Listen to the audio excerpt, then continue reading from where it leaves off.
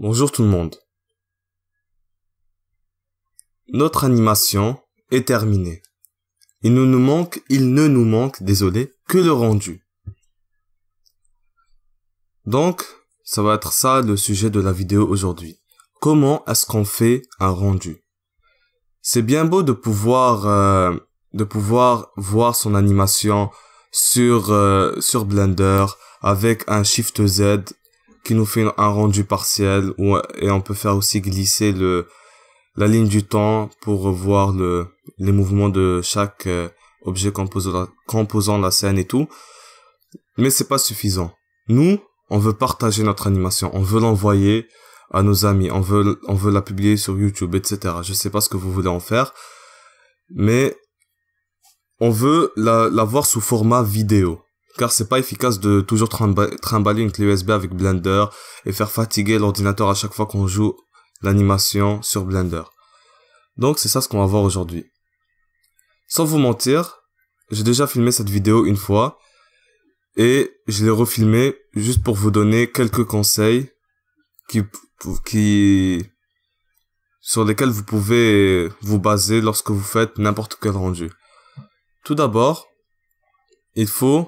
ici se trouvent les paramètres du rendu. Par exemple, la dimension de la caméra. Avant, on l'avait mis à 1080p.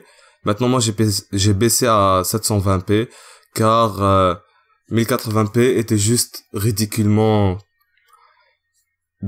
c'était de trop haute qualité et ça prenait beaucoup plus de temps à rendre, alors que 720p, je trouve, pour une animation si simple est beaucoup meilleur comme choix, car ça nous donne une animation HD, mais qui rend beaucoup plus rapidement.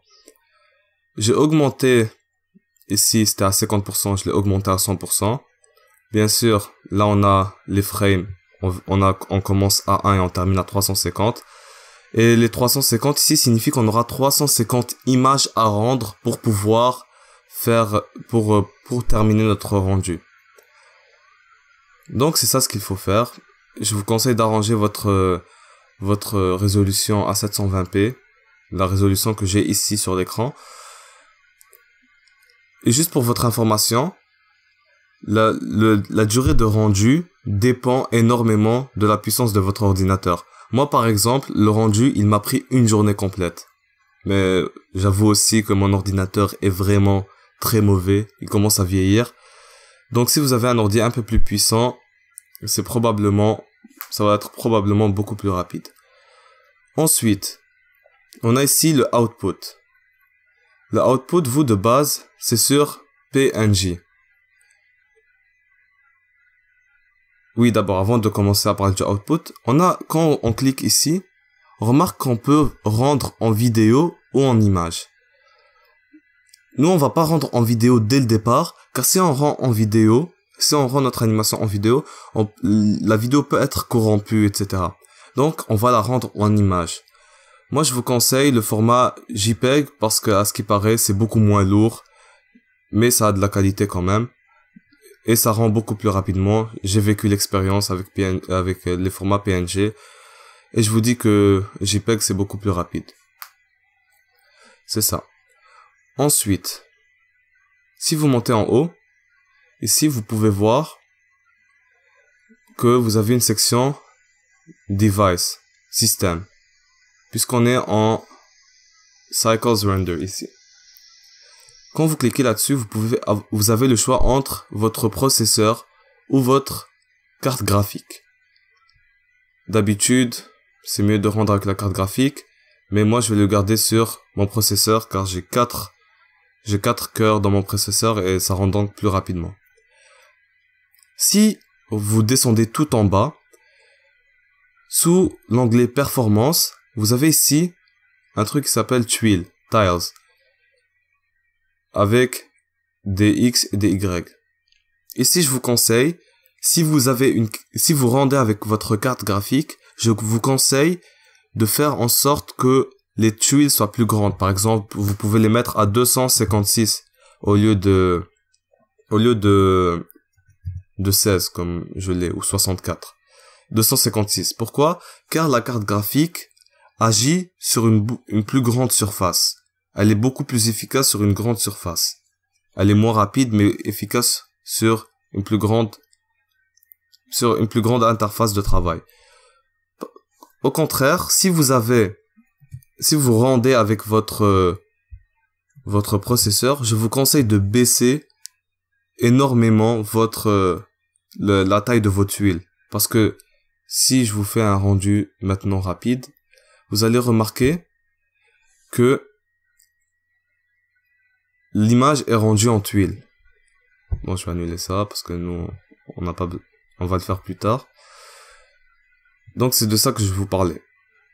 Comme vous avez vu, moi, j'ai rendu maintenant avec mon processeur.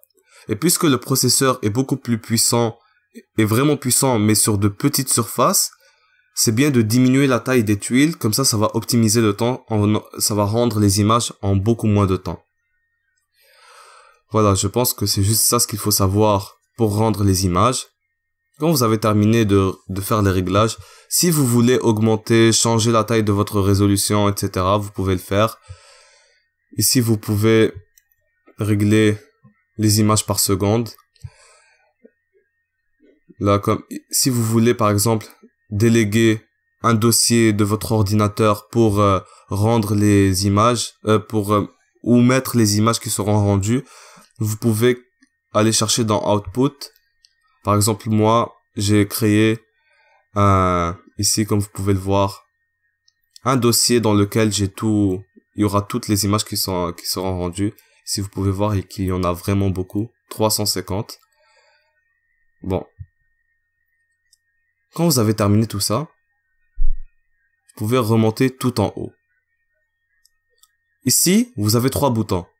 Render, animation et audio. Si vous cliquez sur Render, ça va vous rendre quelque chose, une image, mais seulement une seule. Nous, c'est pas ça ce qui nous intéresse. Nous, on veut rendre une animation. Donc, toutes les 350 images qui composent la scène. Donc, on va cliquer sur Animation. Là, comme vous pouvez le voir, l'ordinateur va rendre l'image au complet. Et quand il va terminer de rendre l'image, il va passer automatiquement à la deuxième frame, etc., etc., jusqu'à ce qu'il termine les 350 frames. Je vous conseille si vous avez maintenant du travail à faire ou quelque chose à préparer, etc., ne faites pas le rendu maintenant. Laissez le rendu le soir, par exemple, avant de dormir, quand vous n'utilisez pas votre ordi.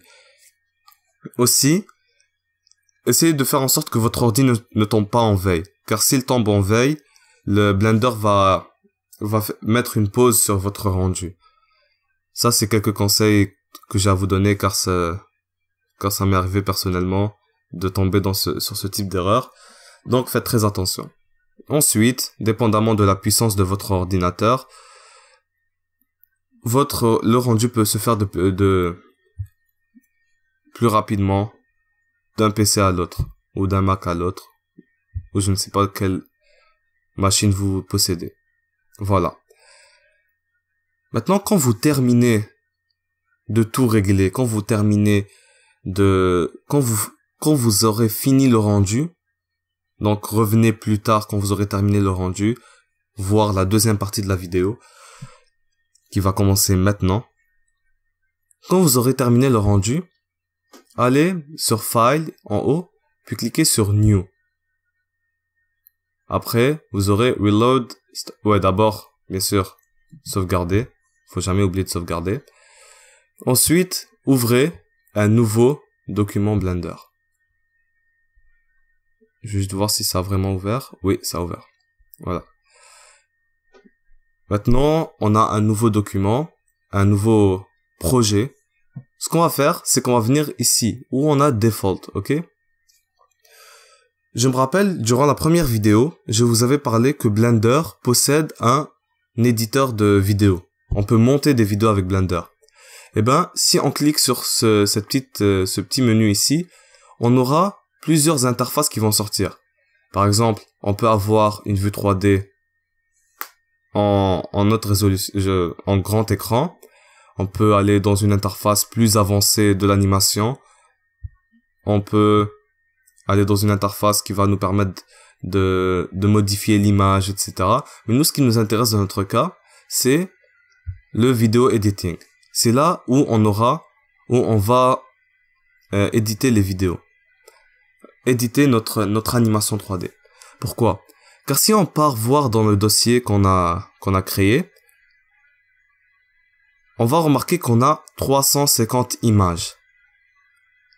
Les 350 images, si on les défile à une vitesse, si on les défile très rapidement, ils vont former notre animation. Ils vont former notre animation, c'est ça. Donc, ici, ce que vous pouvez faire, vous pouvez vous débarrasser de cette interface ici. Vous allez cliquer ici. Et nous, ce qui nous intéresse, c'est les properties qui vont nous ouvrir le même tableau qu'on a utilisé pour faire l'animation. On va baisser tout en bas.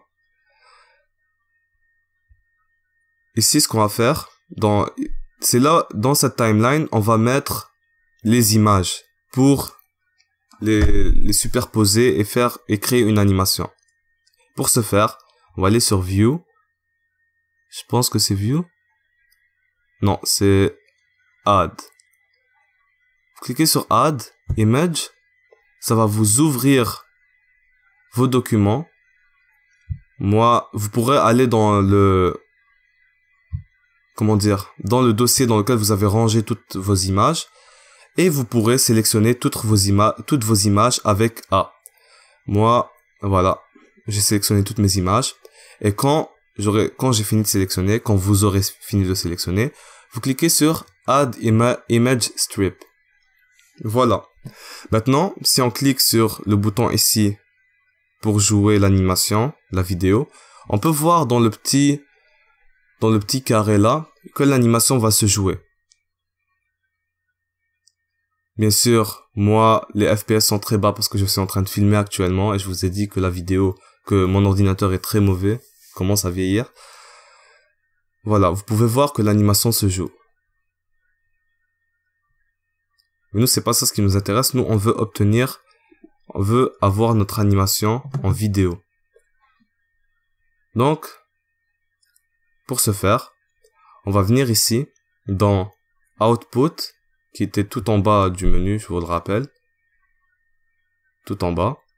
On va aller chercher le dossier dans lequel on va enregistrer la vidéo qui va être exportée. Vous pouvez revenir dans le même dossier que tout à l'heure, par exemple le dossier où vous avez enregistré toutes vos images. Et là, vous faites Accept. Ça va mettre le dossier, ça va l'enregistrer, et c'est là où toute la vidéo va être mise. Ensuite, on peut maintenant changer le format des vidéos. Le format dans lequel la vidéo sera rendue, l'animation.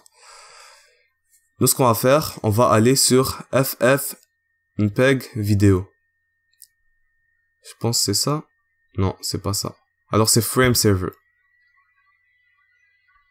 Même pas.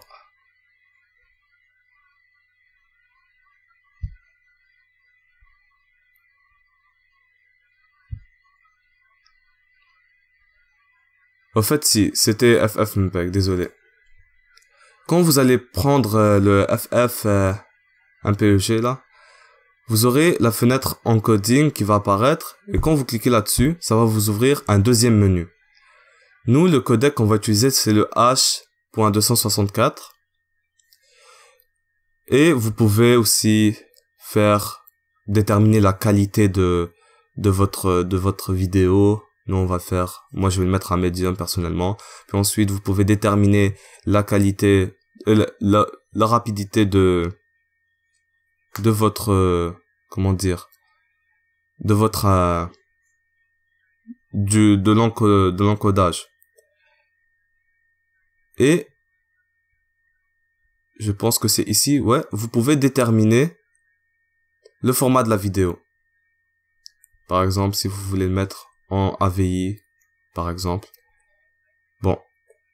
Maintenant qu'on a terminé avec tout ça, on peut remarquer que si on joue la vidéo vous voyez que ça se joue, que ça a joué assez vite. Mais, comme je vous l'ai dit, je suis en train de filmer, donc ça finit par ralentir. Vous allez remarquer qu'à la frame ici 250, votre vidéo va s'arrêter. On peut attendre un peu.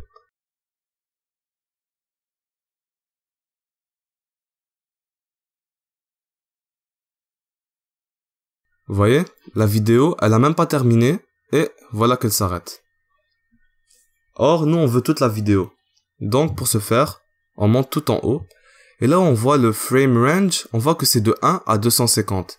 Alors que ici, on voit bien qu'on a 350 images.